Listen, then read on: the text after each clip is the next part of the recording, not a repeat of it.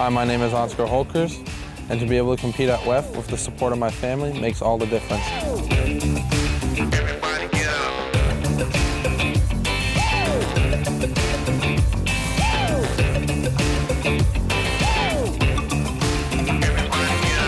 Thank you for joining us for episode 2 of At Home with Ansgar Holtgers Jr.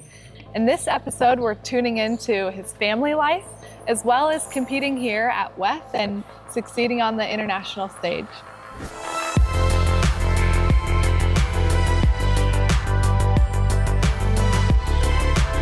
Yeah, competing here at WEF is always special for us. It's kind of like a home show because we're from here, so we get to show for 12 weeks here at the highest competition.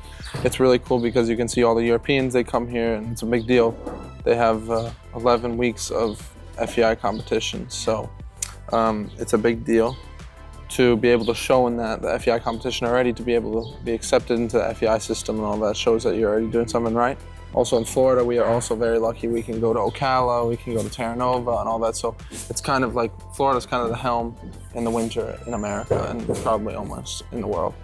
And I love the phrase, teamwork makes the dream work. And I think your team really emphasizes that, your family does. Can you begin to describe what this team looks like here in Florida? The team in Florida looks like how it does almost throughout the year. That's what we try to keep it. I mean, we try to keep them as close as possible, the grooms, the horses, us. We try to really have a family bond. So that's why we don't really like changing staff.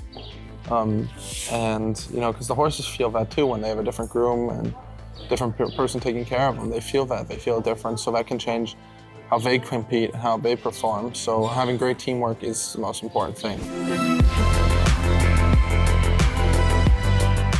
And I think it's super special. I just heard today your team also travels with you when you go back to Europe and compete on the international stage there. It's the same team here in Wellington. That's incredible. Yeah, we're very lucky. The guys they leave some of their families behind to go away for a few months. But the families have to understand that they have to come with me.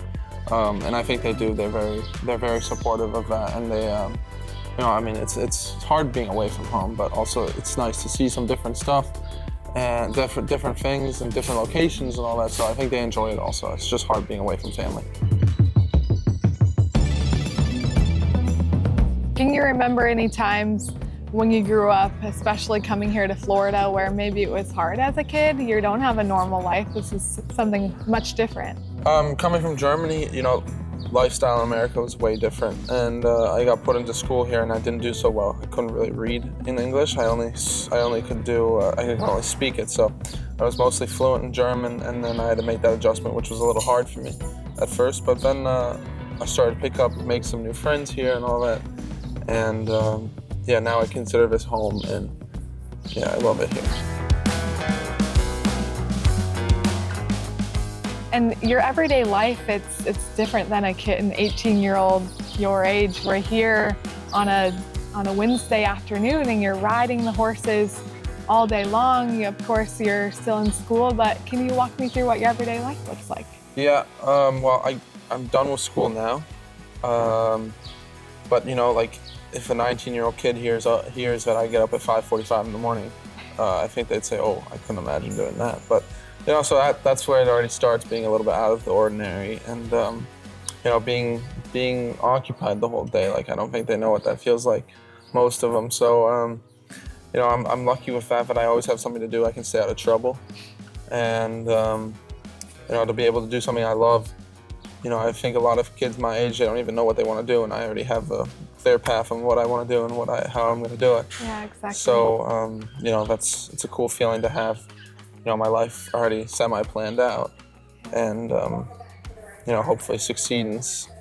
Being able to have success already at a young age like this is already something what I've dreamed of, and a big goal of mine. And it's just a great feeling for us.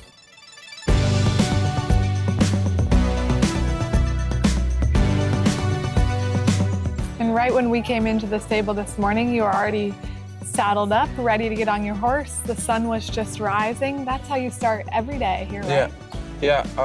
You know, we're lucky in Florida that the weather's most of the time to 99% good.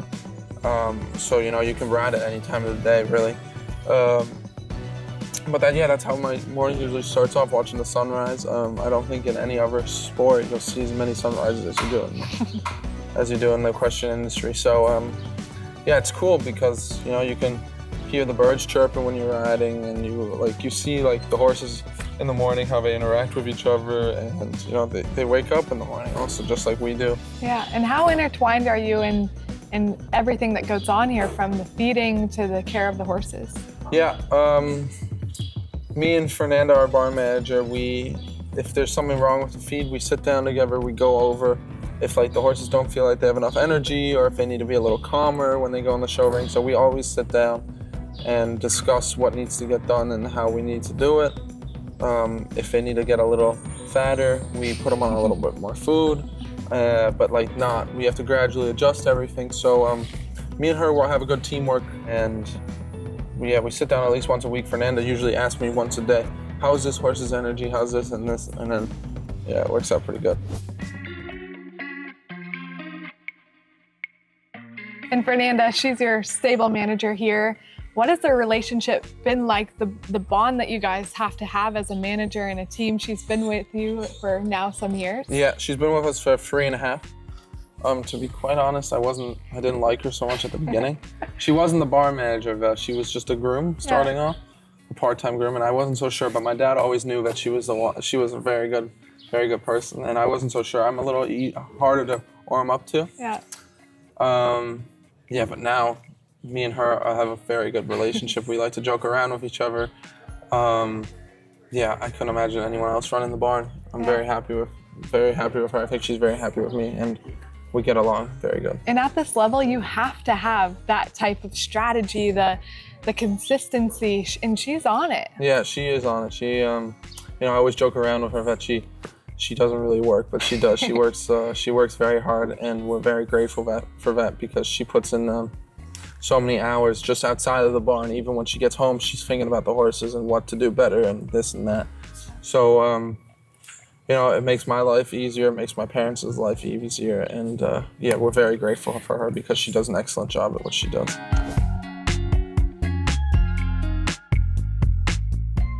Fernanda and Miguel, thank you so much for joining us here today at Ansgar's home facility in Wellington, Florida. You both are such pivotal members for the team and have done so much to ensure that success is there for Ansgar. Fernanda, what does your daily work look like, and how do you make this team function so well?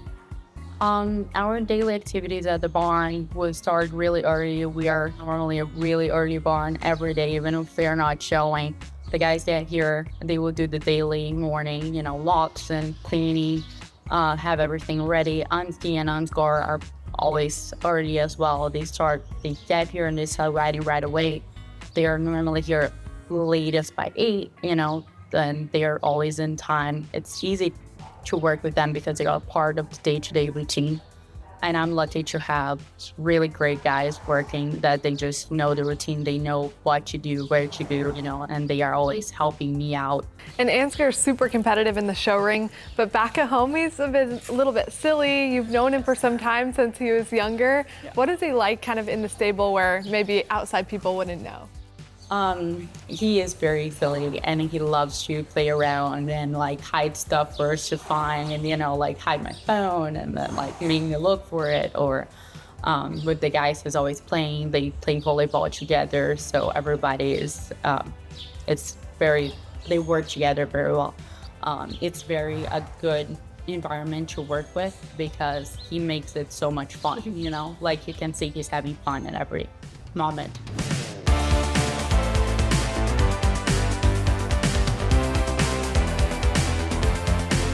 And Miguel, you're very close to Ansgar as well. What is your relationship like? Obviously, you know him better than maybe most people know him in general. Yeah, since I got here, I take care of his horses. I'm really good friends with him. He's a nice kid. I mean, like Fernanda said, we play volleyball, we play soccer, we go fishing. I like to work with them.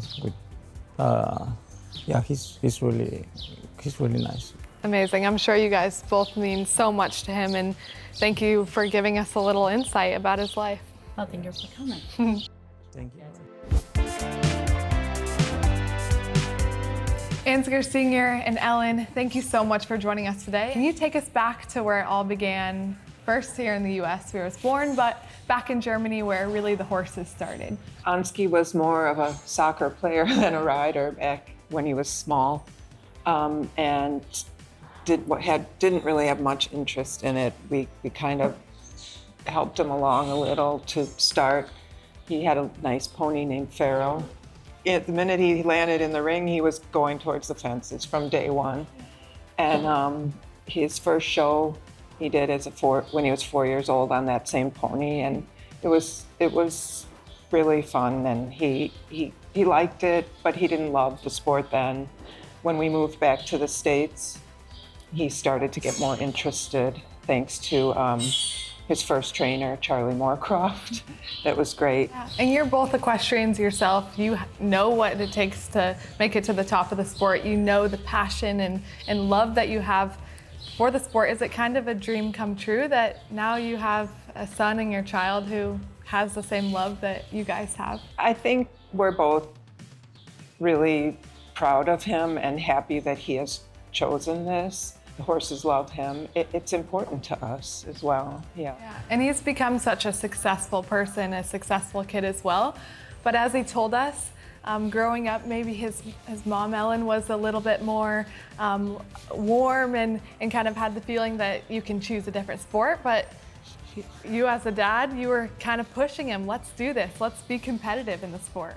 I always said, if you do it, you have to do it right. Yeah. And you don't want to do it half. So I kept through it, and he stick to it, and that's why he's doing what he does now. But he has a really good connection with the horses, and they like him, and they fight for him, and that comes from the love of horses. And even if he's not riding, he likes to be in the stable and doing things in the stable. And I think everybody in the stable, the team together, he helps keep that together too.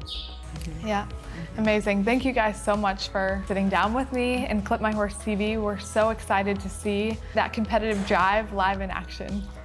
Thank you. Thank you. Thank you.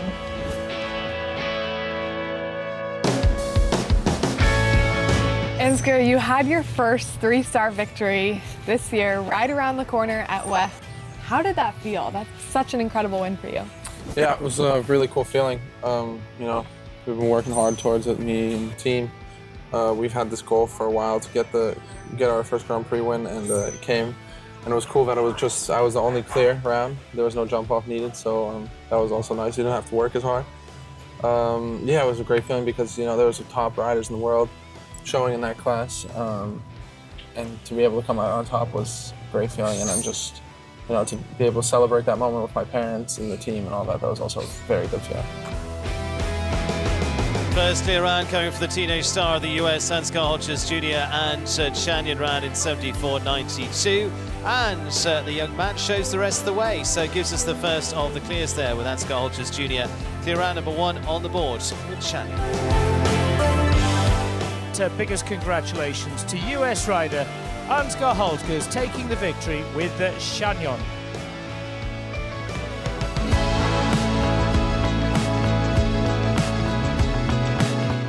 And obviously you're so close, we can literally hear the showgrounds, the announcer right from behind us. Yeah. How has that impacted the way you're able to compete as an athlete, but also you're right around the corner back at home? I think it's big help for me as an athlete, to be honest, because I can walk to the international schooling area and, you know, you can get a free riding lesson in the schooling area watching the top riders warm up.